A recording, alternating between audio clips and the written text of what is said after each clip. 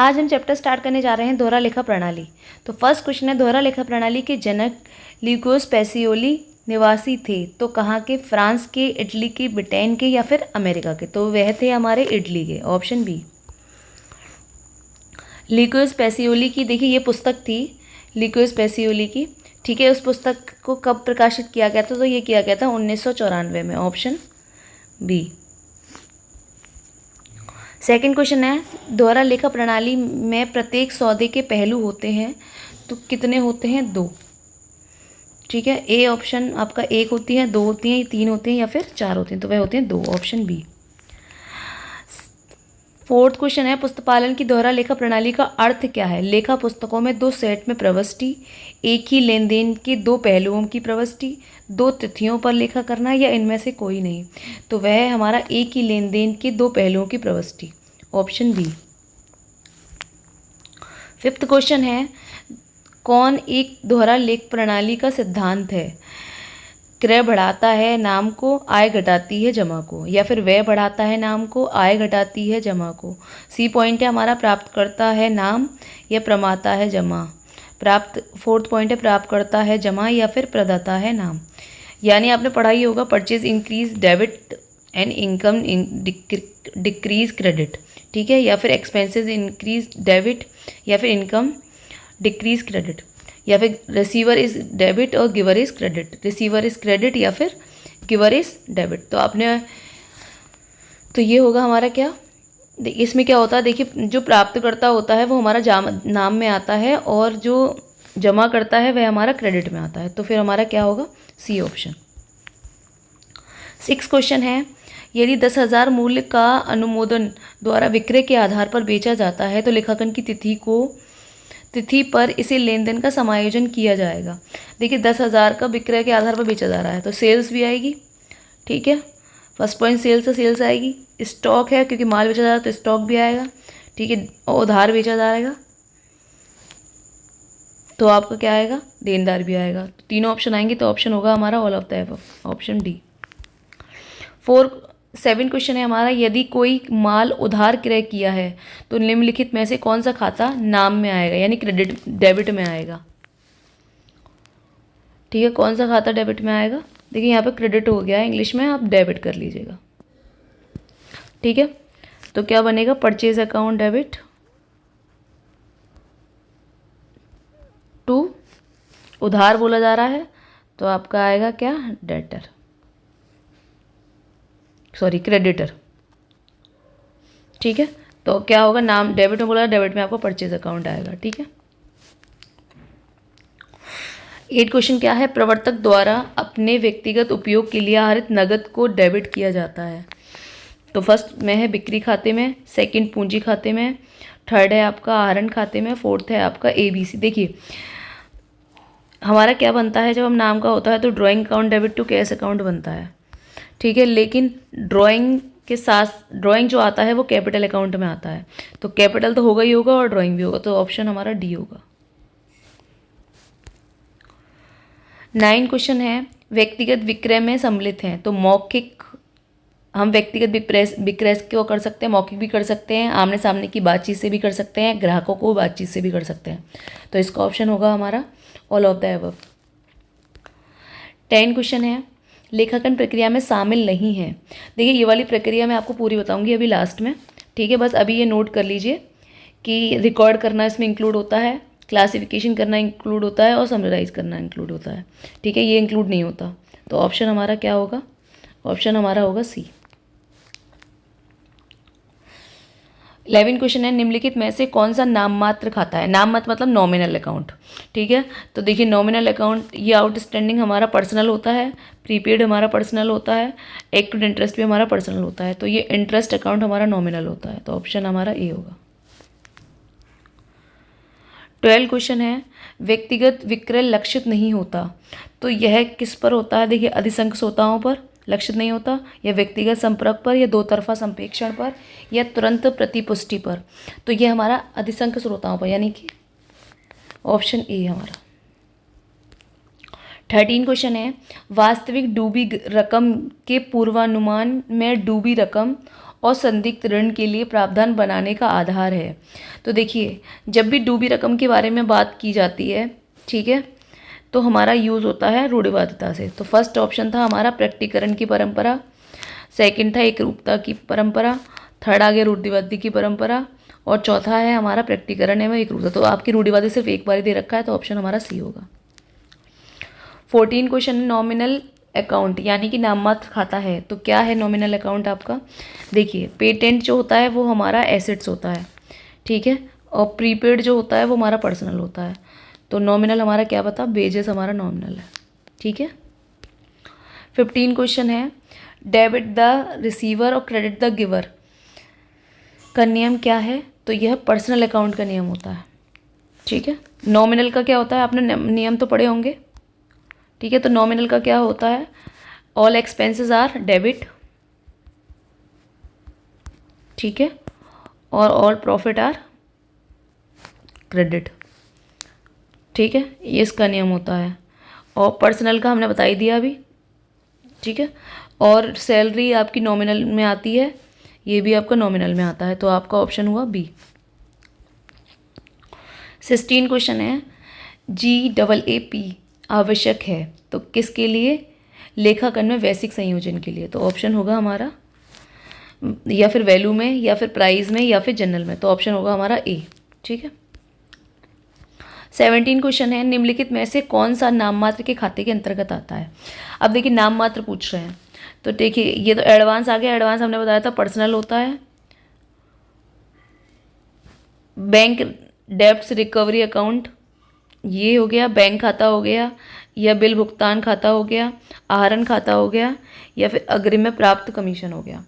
तो देखिए क्या होता है, बैंक खाता हमारा पर्सनल होता है क्योंकि हमारा पर्सनल नाम से अकाउंट बनता है, ठीक है। बिल्स रिसीवर हमारा क्रेडिटर में आता है, लाइबिलिटी में। और ड्राइंग हमारा खर्चा होता है लेकिन हमारा लाइबिलिटी में आता है। और कमीशन रिसीव्ड इन एडवांस, ये हमारा पर्सनल होता है। तो हमारा जो मेन जो हो रहा है ना, वो सबसे ज़्यादा ये आ रहा है फर्स्ट वाला, तो बैड डेट्स रिकवर अकाउंट, ठीक है। 18 क्वेश्चन है, all expenses and losses debit all expenses में और लॉसेस क्रेडिट में, sorry, debit all expenses and losses और क्रेडिट में ऑल गेन्स ऑफ इनकम, ठीक है। तो ये किसका फॉर्मूला है? ये नॉमिनल का है हमारा, ठीक है, नॉमिनल का है, ऑप्शन ई। 19 क्वेश्चन है, दोहरा लेखा प्रणाली प्रयुक्त होती है तो किस चीज़ में होती है? उपभोक्ता उपयोग के लिए, रसायनों के उद्योग के लिए, या सार्वजनिक उपक्रमों के लिए, या सार्वजनिक उपयोगिता वाली संस्थाओं के लिए। तो ये होती है सार्वजनिक उपयोगिता वाली संस्थाओं के लिए, ऑप्शन डी। 20 क्वेश्चन है, निम्नांकित में से कौन सा व्यक्तिगत खाता है? देखिए, इन्वेस्टमेंट, कमीशन, या आउटस्टैंडिंग सैलरी, या फिर शेयर प्रीमियम। व्यक्तिगत पूछ रहे हैं, ठीक है। तो व्यक्तिगत हमारा आउटस्टैंडिंग हमने बताया था, प्रीपेड हो या फिर आउटस्टैंडिंग हो या एक्टिड हो या फिर एडवांस हो, ये सारी चीज़ें हमारी क्या होती हैं? पर्सनल होती हैं। तो ऑप्शन सी होगा। 21 क्वेश्चन है हमारा, एक कंपनी की दशा में कुल संपत्तियों के में से वह दायित्व को घटाने पर, ठीक है, टोटल एसेट्स में से क्या किया गया? टोटल एसेट्स में से घटाया गया आउटस्टैंडिंग लाइबिलिटीज़ को। घटाने के पश्चात जो शेष बचता है उसे क्या कहते हैं? शुद्ध कार्यशील पूंजी, नेट वर्किंग कैपिटल, या ग्रॉस वर्किंग कैपिटल, या फिर डिफर्ड लाइबिलिटी, या फिर नेटवर्थ। तो उसे बोलते हैं नेटवर्थ, ऑप्शन डी। 22 क्वेश्चन है, प्रत्यक्ष पुष्टिकरण विधि को अपनाया जा सकता है तो किस में अपनाया जा सकता है? केवल देनदारों के संबंध में, केवल लेनदारों के संबंध में, देनदार या लेनदारों के संबंध में, या फिर उपयुक्त में से कोई नहीं। तो वह अपनाया जाता है लेनदार और देनदार दोनों, ऑप्शन सी। 23 क्वेश्चन है, निम्नलिखित में से कौन सही नहीं है? तो इसका फॉर्मूला क्या होता है? देखिए, कॉस्ट ऑफ गुड्स सोल्ड का फॉर्मूला है आपका, तो क्या होता है? COGS यानी cost of goods sold is equal to opening plus purchase minus closing. तो ऐसा फॉर्मूला देख लीजिए, कोई समझ में आ रहा है? देखिए, ये वाला गलत हो गया क्योंकि यहाँ पे बिके हुए लाभत माइनस में होके यहाँ पहुँच गया, अंतिम रहते इधर आ गया, तो अंतिम रहते इधर आएगा तो माइनस में आएगा, तो ये गलत हो गया, ठीक है। Opening plus purchase minus closing stock,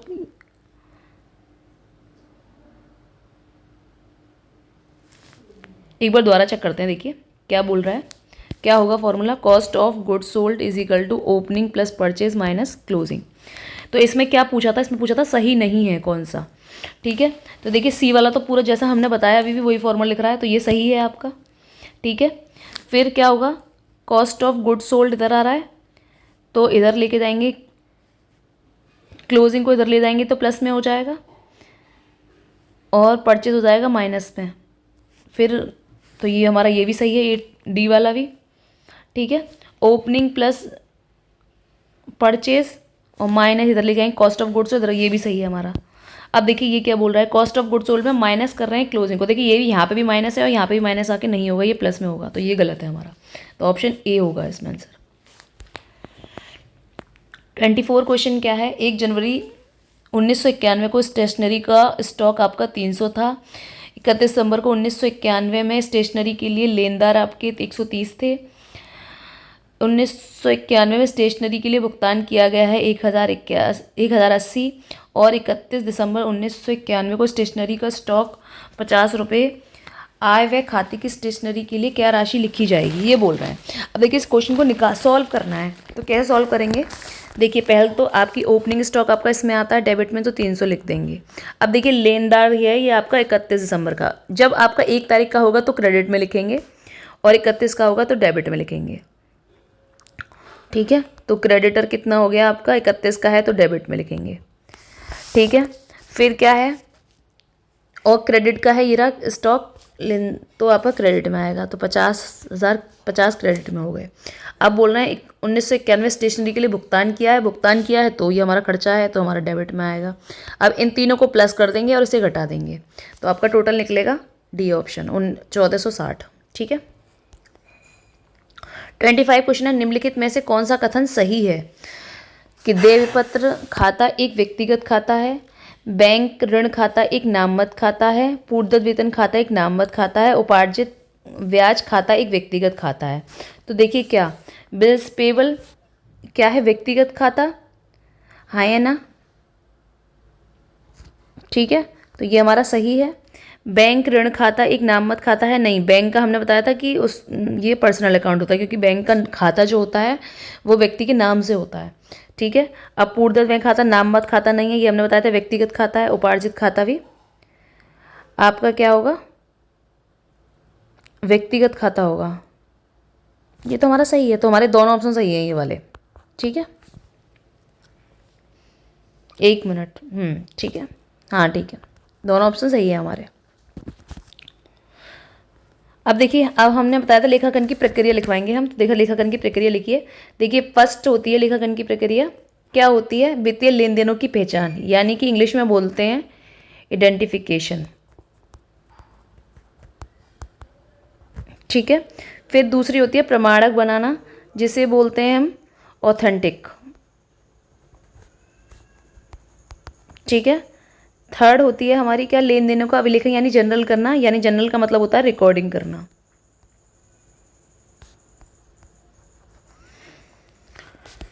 ठीक है, फोर्थ होती है हमारी क्या, खाताबही करना या उसका वर्गीकरण करना, तो वर्गीकरण का मतलब होता है क्लासिफिकेशन।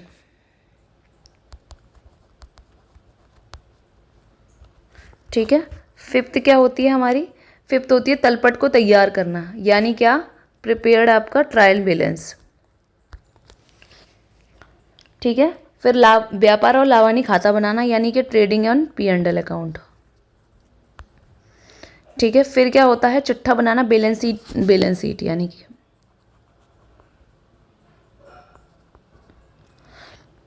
फिर होता है लाभानी नियोजन, यानी कि प्रॉफिट एंड लॉस एप्रोसिएशन। ठीक है, फिर होता है उसे समराइज करना। ठीक है, एनालाइज करना या फिर समराइज करना। ठीक है, और फिर आपका क्या होता है, कन्वेंस करना, यानी कि उपयोगकर्ताओं में समन्वय करना। ठीक है, कन्वेंस करना हो गया आपका यूज़ के लिए, तो आपका क्या होगा, समझ में आ गया। तो ये आपकी सारी चीज़ें होती हैं। देखिए अब समराइज हमने कर लिया, ये था हमारे क्वेश्चन में, रिकॉर्डिंग था, क्लासिफिकेशन था। ठीक है, ये तीनों हमारे उसमें दे रखे थे क्वेश्चन में, ठीक है, आपको समझ में आ गया? तो ये हमारा क्या होता है, प्रक्रिया होती है लेखांकन की। ठीक है, आज की क्लास हम यहीं पे ख़त्म करते हैं, फिर मिलेंगे हम नेक्स्ट वीक।